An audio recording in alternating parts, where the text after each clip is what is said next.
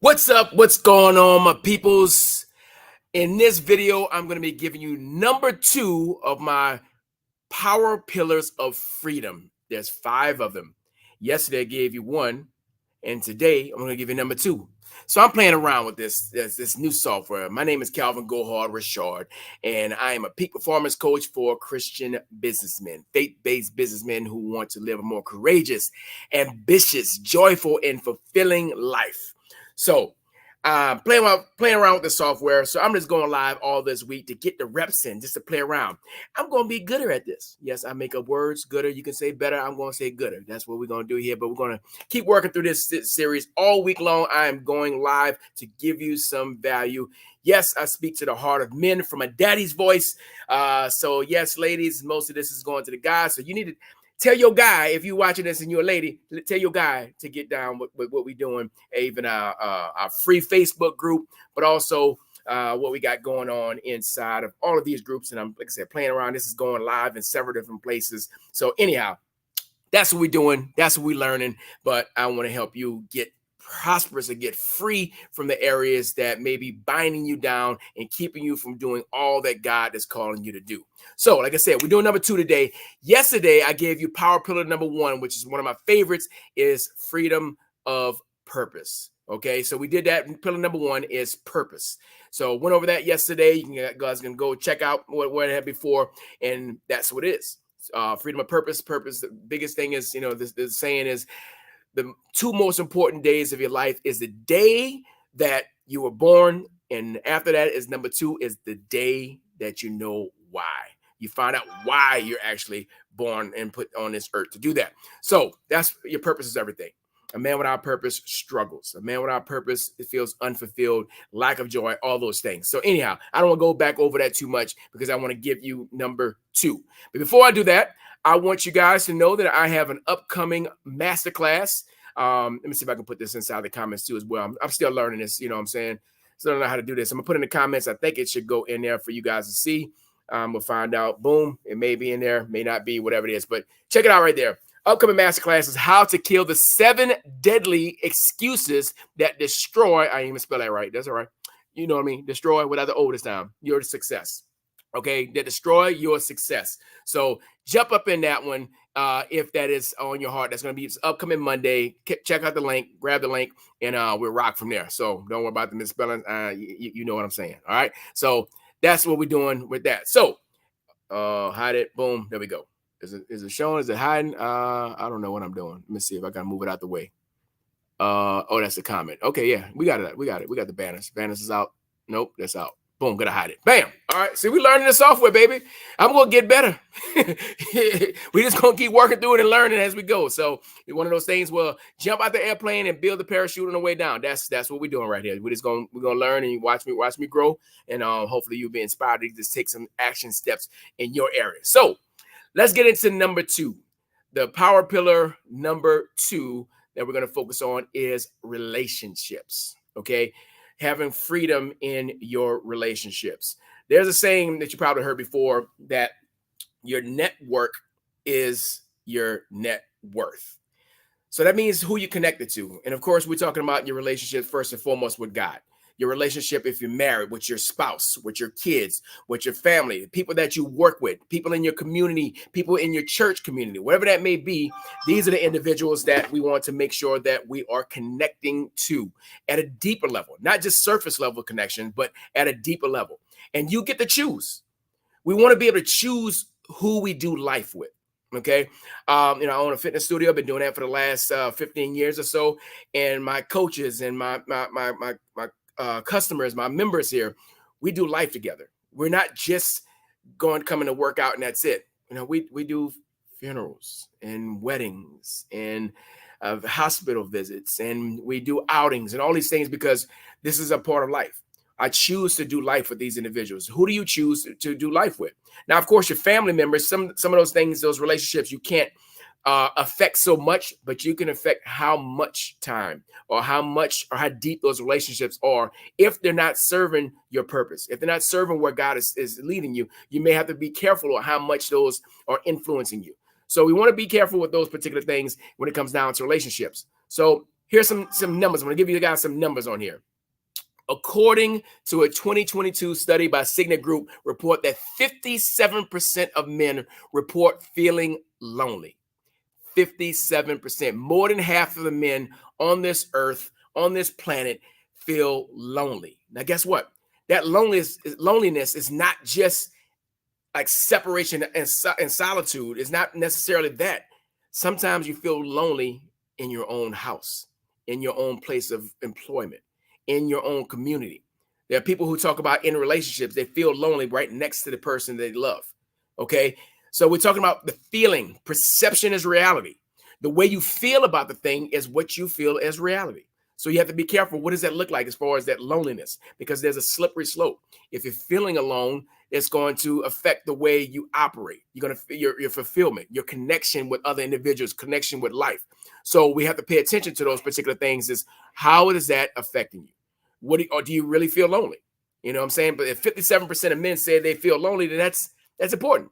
So you want to think about what it looks like in Genesis. Okay. Genesis chapter 2, verse 18. This is the first instance where we see that God said that something is not good. And what is he talking about? It is not good for the man to be alone. Now, yes, he was talking about bringing his helpmate in Eve. That was first and foremost. But it's not just about companionship with a woman. It's not just talking about wedding or having a marriage itself. He's not just talking about that.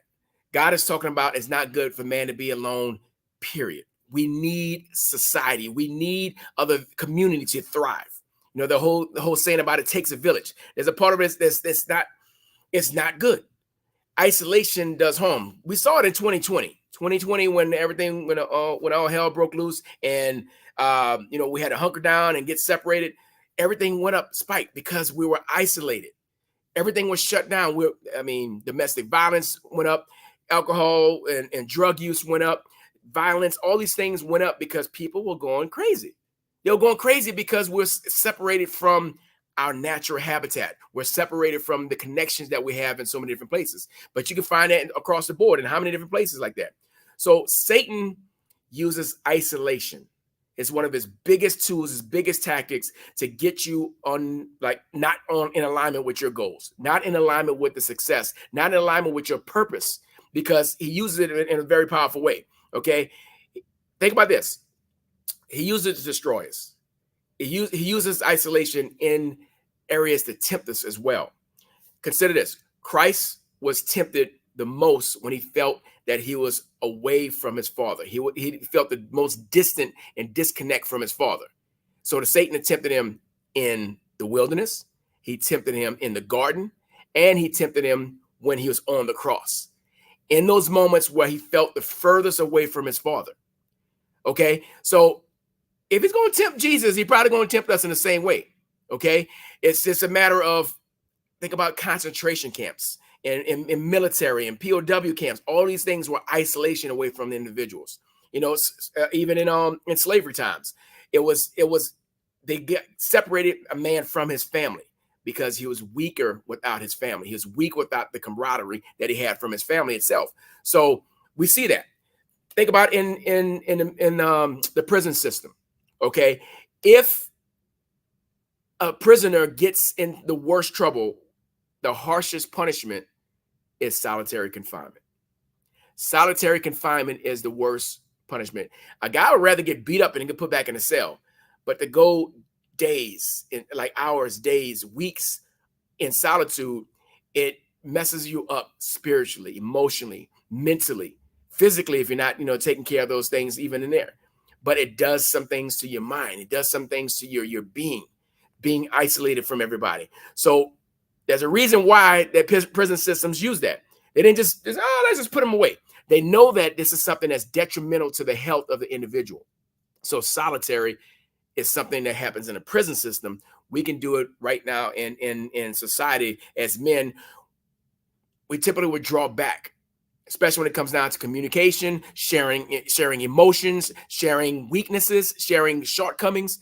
We isolate because, of course, the enemy comes in as the accuser of the brethren, telling us what we're not, what we can't do. No one will understand. You'll never overcome this situation. So that's what we got to get in God's word. What does it say? Draw closer to me, I draw closer to you. Okay, he's a rewarder of those who diligently seek him. So I need to get close in with him. Okay, it says that other brothers and sisters in the faith are going through the same thing that you're going through, but the enemy makes you think that you're the only one. Isolates you from God's word, from God's truth, isolates you from people, the help that you may need in that particular season that you're struggling with or suffering with. This is what the enemy does, is keeps us away from those particular things. But here's the cool thing. God is omnipresent. God is everywhere. He's always present. He's ever present. No matter how you feel, he's still present. You may be feeling like you're farther away from him, but he's right there. At the same time, God will send you friends, coaches, mentors, counselors. He'll send you other people around you to do life with, to be able to confide in, people that can help to sharpen you, iron sharpeners along the way. He'll send you people along the way, anointed messengers with a now word, with something that can give you that encouragement to keep pressing on. Okay, that's the key to it. It's like the enemy wants us to think we're by ourselves and we have no assistance, no help whatsoever. But that is furthest from the truth. Okay, so you can there's three types of men. Okay, you've got the lone wolf, you've got the lion, and you've got I'm not telling you the third one just yet. I'm going to reveal the third one at another time. So hang in there. You have to stick with me, y'all. You have to stick with me if you want to get down. The third one, all men fall in these three categories. But the lone wolf feels like I can do it on my own. I don't need any assistance. I don't need any help. But the lone wolf approach robs men of the fulfillment and the connection necessary to carry out their all the things, the connection with the body of Christ. Okay, all those things are stripped away when you try to do it on your own. Okay, it's not good for man to be alone. It's not good for a woman to be alone. It's not good. It's not good. The first instance he says something is not good. If you understand the law of first mention, the first time something is mentioned in the Bible is when it's actually the most solidified expression of that element. When gold is first talked about, when man is first talked about, when being alone, the first thing that God said is not good. This is the most instrumental idea or concept when it comes down to relationships. It's not good for man to be alone. Okay, we're not talking about sabbaticals. We're not talking about taking times of solitude and getting away. That's one thing. But we're talking about emotional separation, spiritual separation, and sometimes physical separation too as well. So you got to understand there's 3 C's that every man needs. He needs community, he needs camaraderie, and he needs connection. All right, community, camaraderie, and connection. All 3 are necessary for a healthy man in the relationships that he deals with. The community, like-minded men. Sorry, ladies, there's times where guys just need to be guys. They need to be around men and not having women around so that they can take their guards down. Okay, I've seen it over the years where here's the difference. Women, you guys are so comfortable with being vulnerable and sharing your hearts. So if I had a room with 20 women in a room and you guys are sharing your hearts and sharing your insecurities and all these things, everybody's totally fine. If one guy walks in the room, y'all really don't care. You're used to being vulnerable. You'll keep sharing in the same manner. Now, if I get 20 men in a room and we're sharing where we're falling short and what addictions and what things are we really struggling with right now, what failures we're going through right now, and guys are finally sharing this because they feel the comfort, they feel the camaraderie, they feel I'm in a safe space where I can share my heart. In those particular places, if one woman walks in, changes everything. Silence, because we're just not built that way. We're built differently. So we need to have safe havens for guys. My goal is to create community for men. Instead of it being lonely at the top, well, we've been told so much by the world, it's lonely at the top. I want to create community at the top, brotherhood at the top, a pride of lions at the top. So the lone wolf gets stuck in that. But the lion knows that the power is in the pride. The power is in the multitude of men alongside of him, or lions, I should say, alongside of him. The power is in the pride. Okay, the same way King David, the power is in him, not by himself, but his mighty men alongside of him. Okay, Jesus could have done it by himself, but he got the 12 plus other disciples alongside of him to carry out the mission. Okay. You don't want to isolate the lion. The lion knows he's in trouble if he's isolated, but he brings in the power of the pride. So the same way is having a deep connection with God, deep connection with family, friends, all the folks around you, and the community. It's essential for a man's success to have that community, the pride that moves along the way that helps guys carry out their purpose. So read this part of it here. Procuring strong spiritual, professional, and social networks are what fosters a man's growth. These are things, procuring, like working on it. So we got to get out of that comfort zone and get out of that familiar zone of my only echo chambers, the only people that I rock with. I need to be able to step up and step out of that zone and say, let me build new relationships. Let me build stronger relationships. The ones that I have, am I going deep enough? My definition of vulnerability is I go first. I go first. I create a tighter relationship with the guys that I coach and mentor and do life with because I go first, meaning the fact that I'm going to share my insecurities. I'm going to share my failures. I'm going to show you that you might see success or whatever it may be. You may see all these things that are going on, but I need to let you know why I'm still hurting. But if I go first and I have this courageous vulnerability first, it gives another guy permission. It gives you permission to reciprocate that. So I don't come from a place of perfection. Okay, I don't come from a place where everything's got everything all down pat. That's not true. That's not true. So once again, if you guys are running, like I said, I don't know how the comments working in still just yet, but if you got comments, I don't know if I'm gonna see them in here. Or I'll go back and watch them later on. Comments, questions, anything like that, I can help you with and answer. If I can see it live, I'll do that too as well. So that's part of that. Procuring those strong relationships are essential for your growth and success. Okay. So last thing I want to leave you with is that every man needs 3 types of relationships. 3 types of relationships. Number 1 is a relationship with a man or men ahead of him. Not better than or greater than or anything like that, but somebody who is further along the line, either as a great mentor, a great coach, somebody who has paved the way already that I can follow, because success leaves clues. I can follow where this individual went. This person is most likely older or just has more experience. So somebody's ahead of me. Okay. The next part is somebody who is right in the same lane, somebody who is like equal with me. Not talking about, once again, we're not talking about stature of a man, but somebody who is right there to sharpen me on my same level. We're growing together. We're still going through the same growing pains. We can sharpen one another. You can catch my blind spots. I'll catch yours. I'll edify and help encourage you. And we do it back and forth. And that's where iron sharpens iron. Okay. And the third part, the third man or third relationship every man needs is also somebody who's behind him. I've heard it described like below. I don't like that. That's great. It's not talking about it below in stature or character, anything like that. But we're talking about somebody who's behind, someone that you can mentor, someone that you can pour into. You can pour love, encouragement. You can pour advice, wisdom, the wisdom of your own experiences of success and your experiences through failure. All the things that you've gone through itself that you can pour into the next man. It's essential. So we all need to have that balance. That's, once again, it's not good to be alone. I need to create these relationships. If I don't have them already, I need to seek after them. Who is it that can pour into me?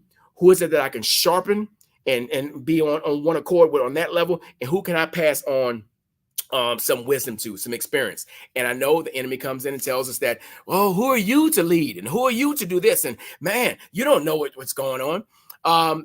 All those things come in, but of course, there's one all you got to do is be one chapter ahead, a few steps ahead of the next brother to lead. You don't have to have it all figured out. You don't have to have that yet. You just have to be able to be a few steps ahead. When I was in undergrad, I was a senior and I was a teaching assistant for the junior class. Now I kind of had 2 junior years. I had I had two years to catch up because I was a knucklehead for a while now. But I was only 1 year ahead of them. But I was able to pour in from what I already learned. That's all, just 1 year. Wasn't 3 years, 7 years, 10 years down the line. I had the class a year ahead, and I was able to teach and assist in that area because I had to have a gift to teach. It was natural for me to go and do it that way. So once again, Don't let the enemy, don't let yourself or whoever other people tell you what you can't do as far as pouring into somebody else. There's always somebody even from your own experiences, your own knowledge, your own wisdom that in your journey itself that you can pour into somebody else too. So that's what I got for you guys. Pillar number 2, relationships, coming back tomorrow night with pillar number 3. So you have to tune in and see what that is. Of the 5 power pillars of freedom. Freedom is the key. Freedom to do what God is calling you to do. And these 5 essentials are important. So once again, I'd like to invite you to, let's see, where's that? Boom, register for my free upcoming masterclass. And yeah, it's misspelled, but don't worry about it. You can be all right. How to kill the seven deadly excuses that destroy your success. All right, click on the link, register for this upcoming Monday, totally free. If you're watching this and you're a lady, pass it on to the dudes you want, because unfortunately, ladies, this is not for you. This is for just the guys.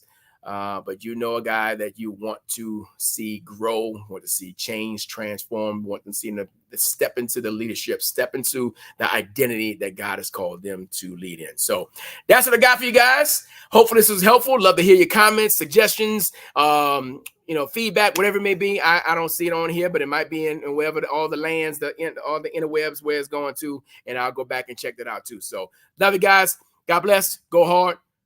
Peace.